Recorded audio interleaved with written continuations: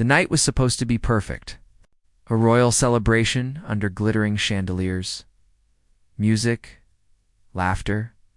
But inside Kensington Palace, something went terribly wrong. Princess Charlotte was standing near the grand staircase when it happened. Her small hand gripped the railing. Her face went pale. And then she screamed. Not a playful scream. Not the sound of a child startled by a game. This was different. This was fear. The guards heard it first. Officer James Whitmore had been stationed near the East Wing entrance for nearly 8 years. He knew every sound in that palace. Every creak. Every echo. But this sound froze him in place. "Something's wrong," he whispered into his radio. Within seconds, 3 guards were moving through the hallways. Their boots echoed against marble floors. Guests turned their heads. Conversations stopped. The music played on, but no one was listening anymore.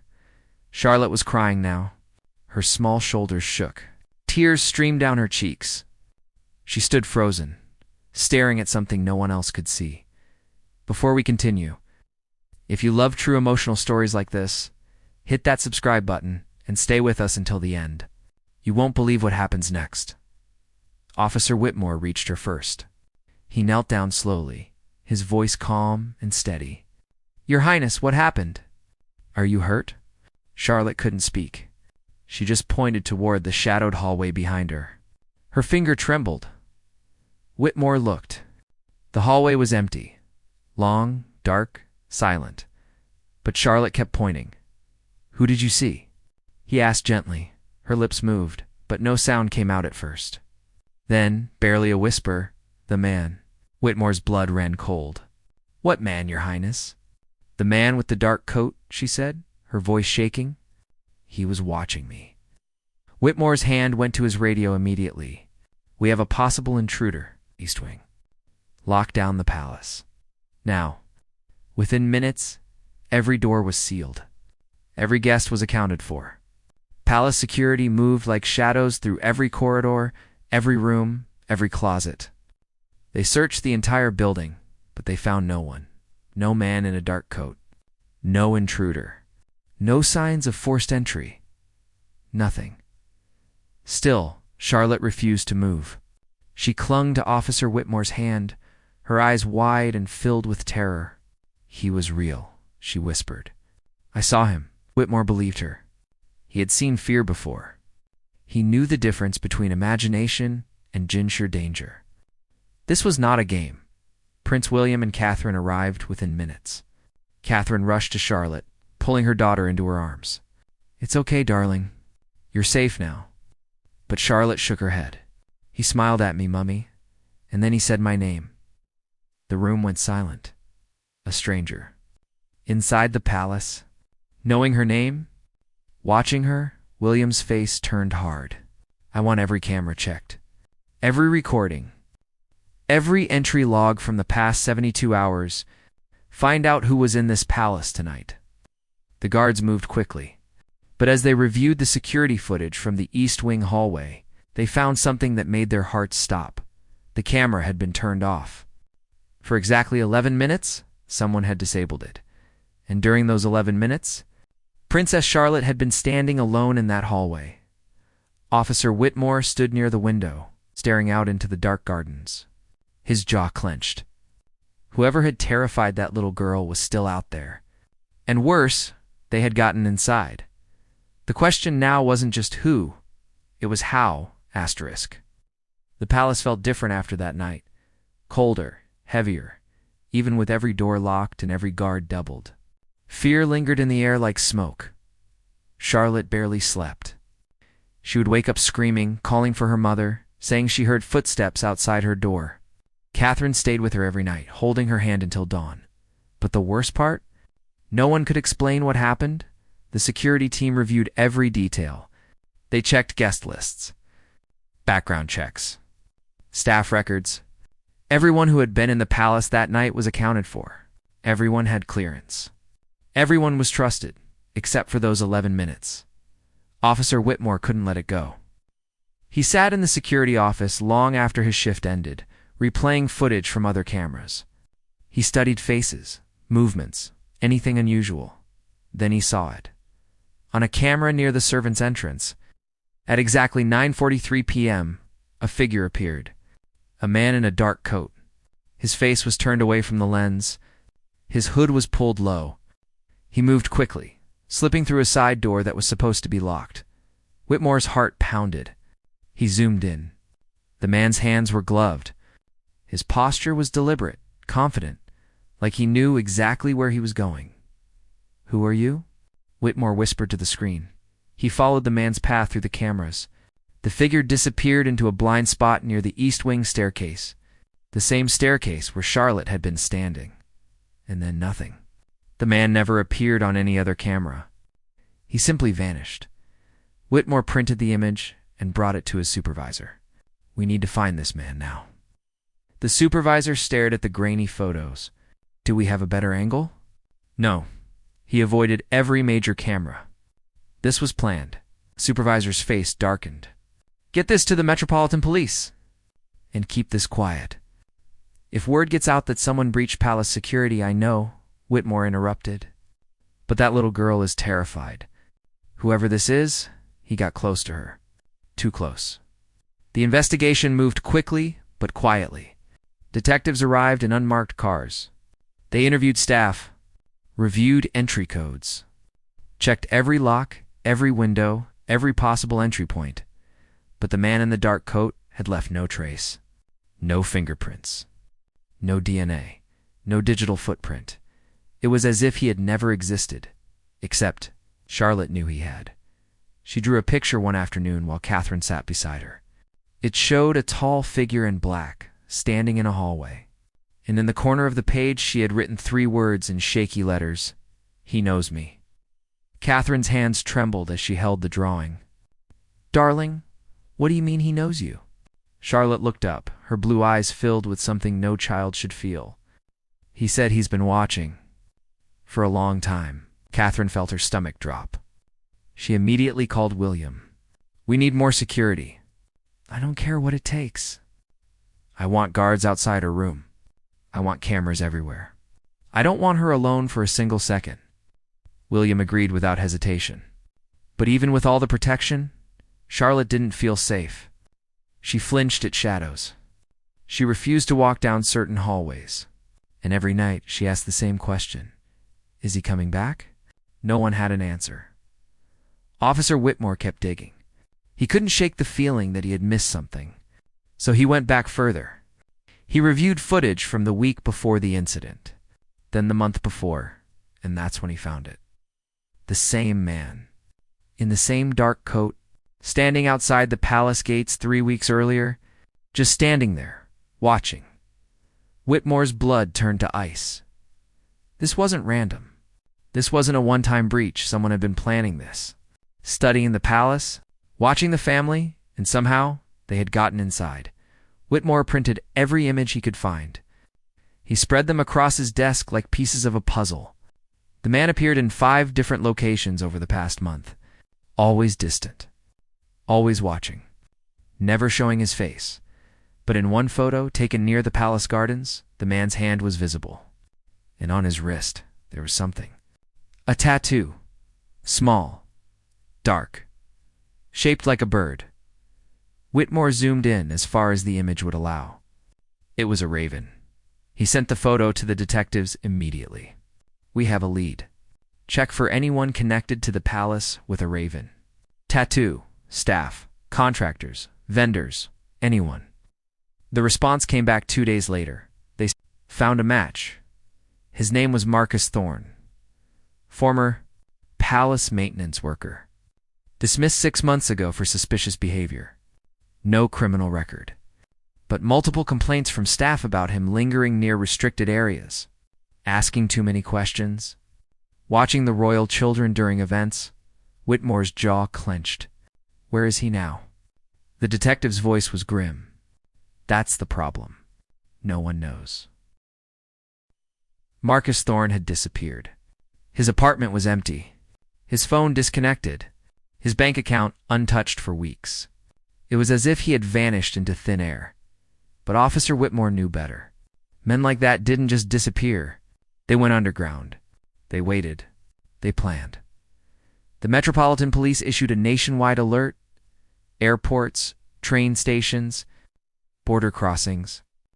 Every agency was watching for him. But days passed and there was nothing. Charlotte's nightmares got worse. She would wake up crying, saying she saw him in her dreams. Always watching, always smiling, always whispering her name. Catherine barely left her side. She held Charlotte close, stroking her hair, singing soft lullabies, but nothing seemed to help. The fear had settled deep inside her daughter's heart. "Mummy, why did he choose me?"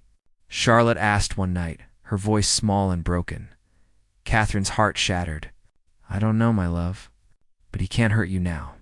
We won't let him." But Charlotte shook her head. "He said he would come back." Those words haunted everyone who heard them. Officer Whitmore increased patrols around the palace.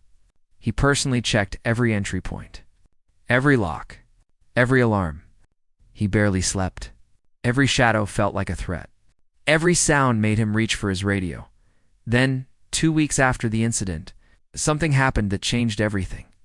A letter arrived at Kensington Palace. It was addressed to Princess Charlotte. No return address. No postage. It had been hand-delivered. Security intercepted it immediately. They scanned it, tested it. When they finally opened it, the room went silent. Inside was a single photograph. It showed Charlotte playing in the palace gardens. The photo had been taken recently. Within the last week, and written on the back, in neat handwriting, were 5 chilling words. "I'm closer than you think." The palace went into full lockdown. Every staff member was questioned again. Every contractor. Every delivery person. Security footage was reviewed frame by frame, but once again, there was nothing. No sign of Marcus Thorne. No sign of anyone suspicious. Yet somehow, he had gotten close enough to take that photograph. William was furious. He stood in the security office, his voice cold and sharp. "How is this possible? How is someone getting this close to my daughter?" Whitmore felt the weight of failure crushing him. "Sir, we're doing everything. It's not enough." William shouted. "My daughter is terrified. She can't sleep. She can't play. She's afraid to walk through her own home. And this man is still out there, watching her." The room fell silent. Whitmore straightened. "Then we change our approach. We stop reacting and start predicting. He wants access to Princess Charlotte, so we give him one." Everyone stared at him. "What are you suggesting?" the head of security asked. "We set a trap," Whitmore said. "We announce a public appearance, controlled, secure, but visible. If he's obsessed with her, he'll try to get close. And when he does, we'll be ready." William shook his head. "Absolutely not. I'm not using my daughter as bait. We won't put her in danger," Whitmore insisted. "We use a decoy. Someone her size. Same hair, same clothing. From a distance, he won't know the difference. But we'll know, and we'll be waiting." Catherine, who had been listening from the doorway, stepped forward. "Will it work?" Whitmore met her eyes. "It's the only way to draw him out. He's too careful, too smart. But his obsession is his weakness. If he thinks he can get close to her, he will." The plan was approved, but it came with conditions. Maximum security. Armed officers. Snipers on every rooftop. Nothing would be left to chance. 3 days later, an announcement was made. Princess Charlotte would attend a small charity event in a private garden. Limited guests. Tight security. The perfect target for someone desperate to see her. Officer Whitmore stood on the rooftop of a nearby building, scanning the crowd through binoculars. His radio crackled softly. Every officer was in position. The decoy arrived, dressed in Charlotte's signature blue coat and matching hat. From a distance, the resemblance was perfect. Whitmore watched the crowd carefully. Families, photographers, security staff. Everyone had been vetted. Everyone was accounted for. Then he saw him. A man in a dark coat, standing near the back of the garden. His hood was up. His hands were in his pockets. He wasn't moving, just watching. Whitmore's pulse quickened. Target spotted. Northwest corner. Do not engage. Let him move. The man stood still for several minutes. Then, slowly, he began walking toward the decoy. Closer, closer. Whitmore's hand tightened on his radio. Wait for my signal. The man was now only 20 feet away. His hand reached into his coat pocket. Now. Whitmore shouted. 6 officers moved in simultaneously. They surrounded the man in seconds. He didn't run, didn't fight. He just stood there, staring at the decoy with a strange, empty smile. Marcus Thorne, you're under arrest, one officer said, pulling his hands behind his back. But as they cuffed him, Marcus spoke. His voice was calm, quiet, almost amused. You think this ends here? He said, still smiling. You have no idea what's really happening. Whitmore felt a chill run down his spine, because Marcus Thorne wasn't afraid. He was confident, and that terrified everyone. Marcus Thorne sat in the interrogation room, his wrists cuffed to the table. His dark coat had been taken. His face was finally visible under the harsh fluorescent lights. He looked ordinary, mid-30s, brown hair, calm eyes. The kind of man you wouldn't notice in a crowd, but his smile never faded. Detective Sarah Brennan sat across from him, her notepad open, her pen ready. Officer Whitmore stood in the corner, watching every movement. Why Princess Charlotte? Brennan asked, her voice steady. Marcus tilted his head. Why not?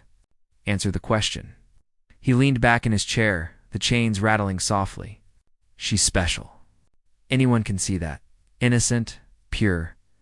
She deserves protection. Brennan's eyes narrowed. Protection from what? Marcus's smile widened. From people who don't understand her value? People who take her for granted. Whitmore felt his jaw clench. This wasn't a confession. This was a justification. You terrified her, Brennan said coldly. She can't sleep. She's afraid to be alone. You traumatized a child. For the first time, Marcus's smile faltered. I would never hurt her. Never. I was watching over her. You broke into Kensington Palace, Whitmore said from the corner. You stalked her? You sent threatening letters. That's not protection. That's obsession. Marcus turned to look at him. You don't understand?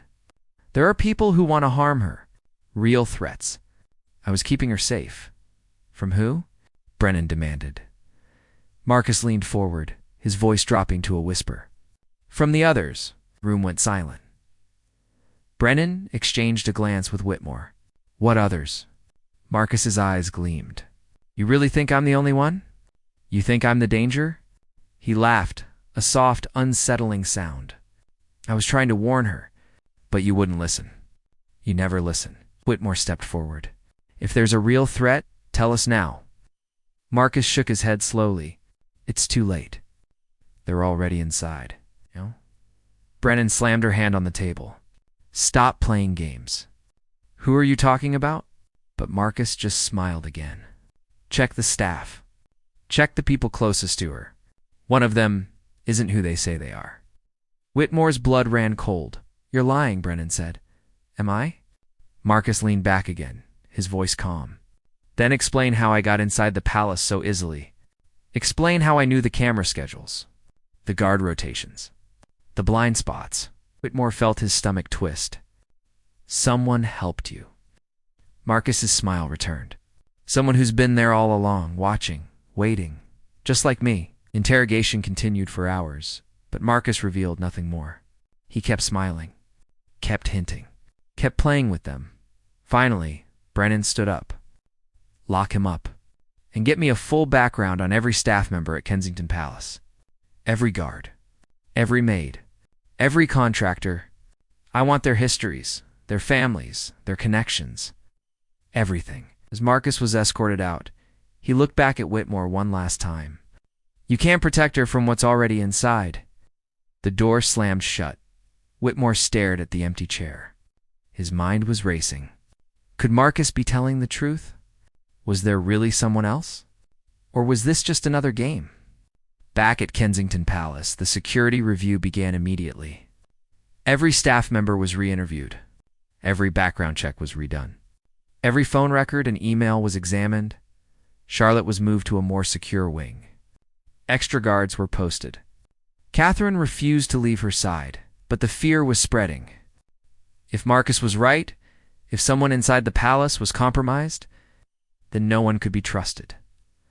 Officer Whitmore barely slept. He reviewed files until his eyes burned. He cross-referenced names, dates, connections. Then, 3 days after Marcus's arrest, he found something. A maid named Eleanor Finch. She had been working at the palace for 2 years. Impeccable record. Trusted. Quiet. But Whitmore noticed something strange. 6 months ago, right around the time Marcus Thorne was dismissed, Eleanor had taken a sudden 2-week leave. Personal emergency, the file said. No details. Whitmore dug deeper. He found photos from Eleanor's social media. Most were innocent. Pictures of gardens, books, tea. But one photo made him stop. It showed Eleanor at a cafe. And sitting across from her, partially visible in the background, was a man in a dark coat, Marcus Thorne. Whitmore's heart pounded. He immediately contacted Detective Brennan. We need to bring in Eleanor Finch. Now. Within an hour, officers arrived at Eleanor's quarters. They knocked. No answer. They used a master key and opened the door. The room was empty. Bed made, closet cleared. No personal belongings. Nothing. Eleanor Finch was gone. Whitmore stood in the empty room, his blood boiling. She had known they were coming. She had been warned. He turned to the officer beside him. Search everywhere. Check the security footage. Find out when she left and where she went. But as they reviewed the cameras, they found something even more disturbing. Eleanor had left the palace 2 hours earlier, through a side entrance, carrying a small bag, but before she left, she had walked past Princess Charlotte's room. She had stopped, looked at the door, and smiled. Then she had disappeared into the night. Whitmore felt a cold dread settle over him. Marcus had been telling the truth, and now the real threat was out there, somewhere, waiting. Eleanor Finch had vanished without a trace. Her apartment was abandoned. Her phone turned off. Her bank account emptied days before. But the worst part? She had been inside the palace, close to Charlotte. For 2 entire years, Officer Whitmore stood in the security briefing room staring at Eleanor's photo on the screen. Her face looked kind, gentle, trustworthy. The perfect disguise. Who is she really? Detective Brennan asked. Whitmore pulled up a file. Her real name is Eleanor Marsh. She's Marcus Thorne's half-sister. They were separated as children when their mother died. Social services records show they reconnected 5 years ago. The room went silent. So this was planned from the beginning, Brennan said. She got a job at the palace, gained trust, gathered information, and fed it all to Marcus. Whitmore nodded. She gave him access codes, camera schedules, guard rotations, everything he needed to get inside undetected. Catherine stood near the window, her arms wrapped around herself. She looked pale, shaken. She served us tea. She helped Charlotte with her homework. She smiled at us every single day. Her voice cracked, and the entire time she was lying. William placed a hand on her shoulder. We'll find her, and when we do, she'll answer for what she's done. But finding Eleanor wasn't easy. She had been planning her escape for weeks, maybe months. Every move had been calculated. Charlotte, meanwhile, was struggling. She had trusted Eleanor, liked her, and now, learning that someone she cared about had betrayed her. The little girl retreated even further into herself. She stopped drawing, stopped playing. She sat in her room, staring out the window, silent. Catherine tried everything. She read stories, played games, sang songs, but Charlotte barely responded. Mummy, Charlotte finally whispered one evening. Why did Eleanor do this? Catherine's heart broke. I don't know, darling. Sometimes people aren't who we think they are. But I was nice to her, Charlotte said, tears filling her eyes. I trusted her. Catherine pulled her daughter close. I know, and that's not your fault. You have a beautiful, kind heart. Don't let anyone take that away from you. Meanwhile, the investigation intensified. Police tracked Eleanor's movements. They checked train stations, bus terminals, rental car agencies, then a break. A gas station attendant in Dover recognized Eleanor from a photo. She had stopped there 2 days ago, heading toward the ferry terminal. She's trying to leave the country, Whitmore said. Get Border Patrol on alert. Check every ferry, every flight. She can't get far. But Eleanor was smarter than they thought. She had already crossed into France using a fake passport. By the time authorities realized it, she was gone. Whitmore slammed his fist on the desk. How did she get a fake passport? Who's helping her? Brennan pulled up financial records. She made a payment to an offshore account 3 months ago. £10,000.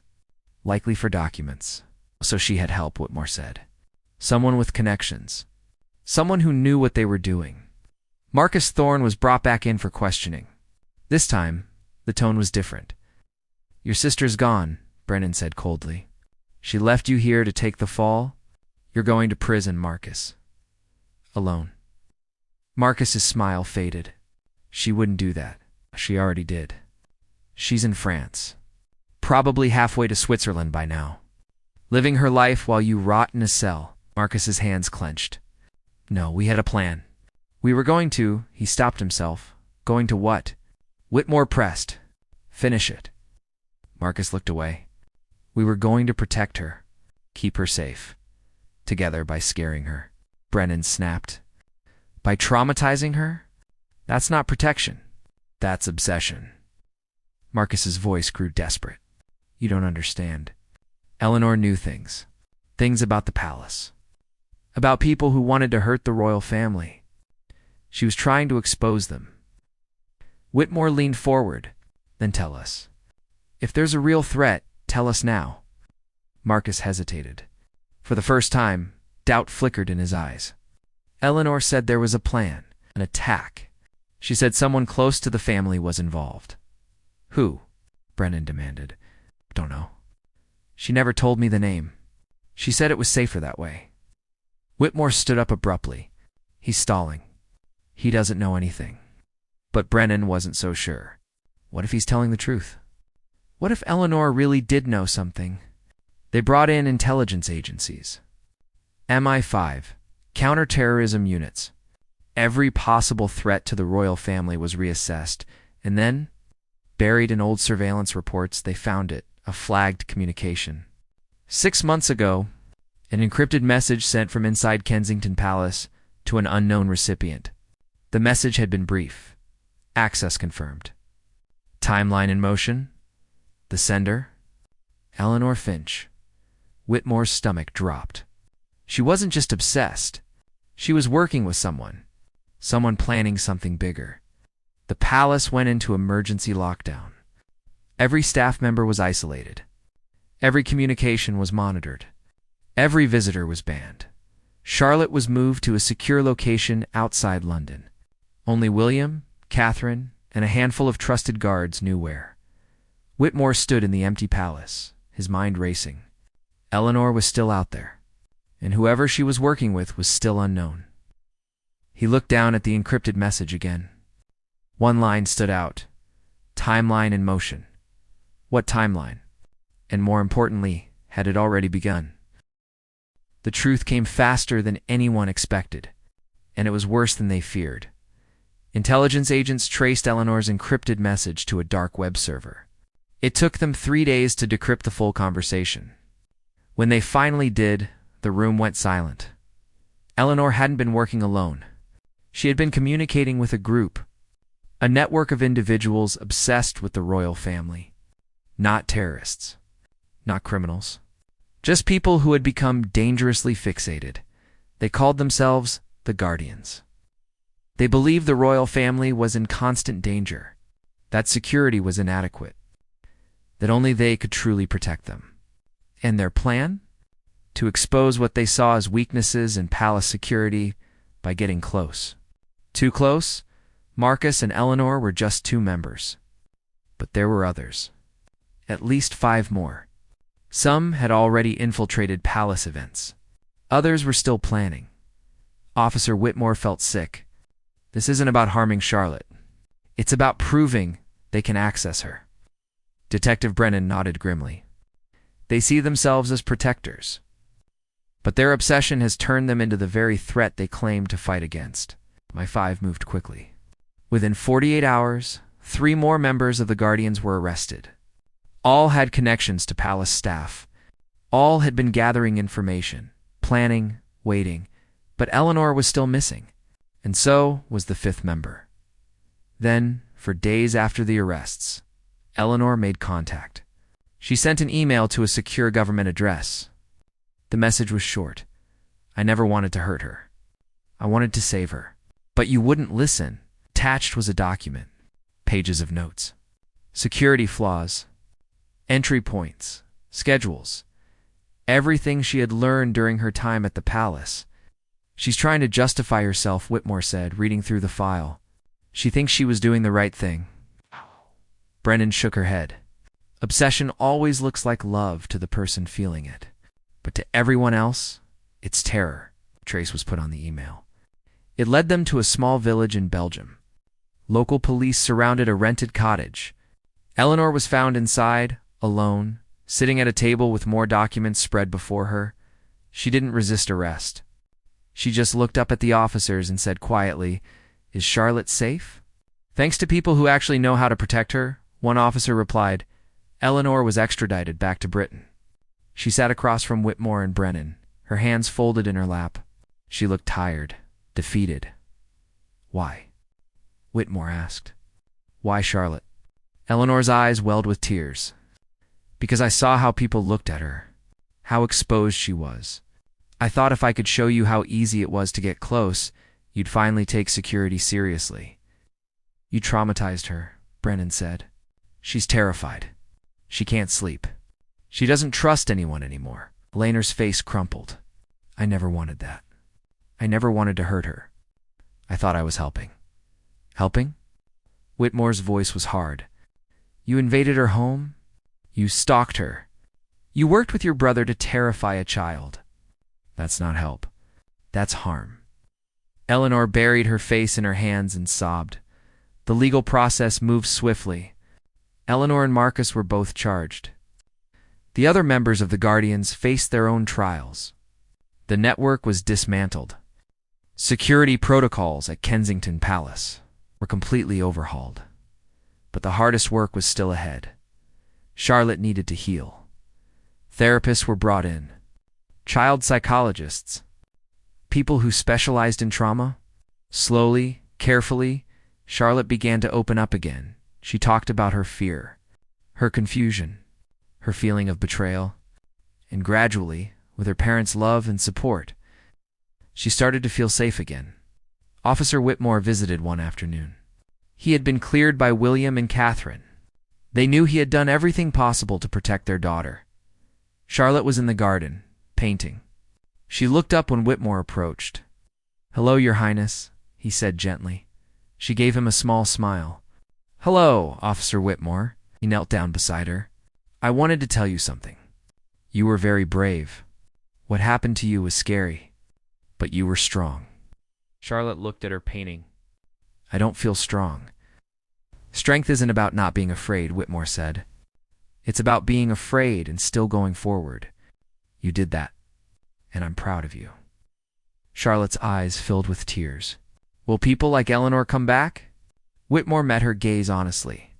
"There will always be people in the world who don't make good choices. But there will also always be people like your mom and dad. Like the guards. Like me. People who will keep you safe. Real protection. Not the kind Eleanor pretended to give. The real kind." Charlotte thought about that. Then she nodded slowly. Over the following months, Charlotte slowly returned to her normal life. She laughed again. Played again. The nightmares faded. The fear loosened its grip. She learned that trust wasn't foolish. that kindness wasn't weakness, and that even after something scary, healing was possible. Eleanor and Marcus were both sentenced to prison. The courts recognized their obsession, their delusion, their misguided belief that they were protecting rather than harming, but they also recognized the damage they had caused, the trauma, the fear, the betrayal. Officer Whitmore returned to his post at Kensington Palace, but he was different now, more vigilant, more careful. He understood that threats didn't always look like threats. Sometimes they wore kind faces and gentle smiles, and sometimes the most dangerous people were the ones who truly believed they were doing good. One evening, as the sun set over the palace gardens, Charlotte stood at her window. She watched the guards walking their posts, the lights coming on one by one, the world settling into calm. She wasn't afraid anymore. She was safe. She was loved. She was protected. And she was strong. Not because nothing bad had happened, but because something bad had happened and she had survived it. And that, more than anything, was the real story. Not the fear. Not the threat. But the healing that came after. Princess Charlotte had cried for help that night. And help had come. Real help. From people who truly cared. And in the end, that made all the difference.